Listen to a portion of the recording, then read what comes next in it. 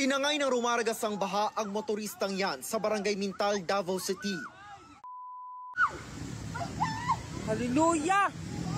Sa isa pang anggulo, maririnig ang pagkataranta ng mga stranded na residente. Uy! Tumba! Motor! Alon!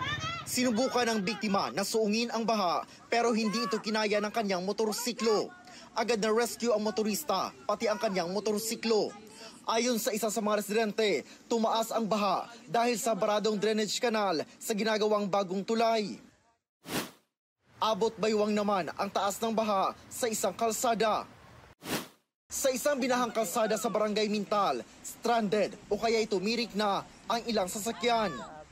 Sa paghupa ng baha, agad nagsagawa ng road clearing at cleaning operations ang mga otoridad.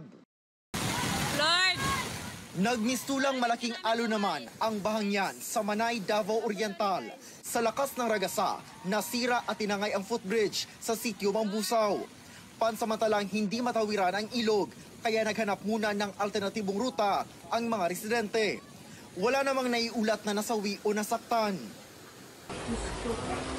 Patay matapos mabagsakan ng puno sa Daet, Camarines Norte ang 13 anyos na bata at kanyang tiyahin.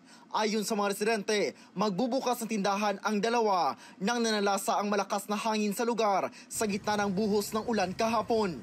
Bukod sa mga puno, bumagsak din ang ilang poste.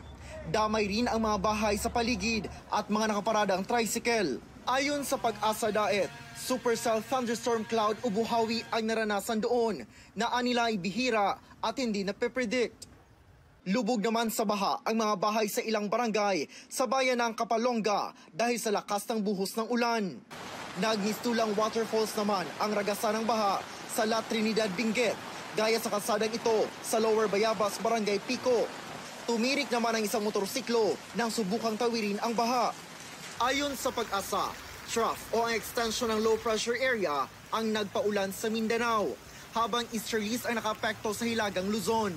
Para sa GMA Regional TV at GMA Integrated News, Origil Relator, nakatutok 24 oras.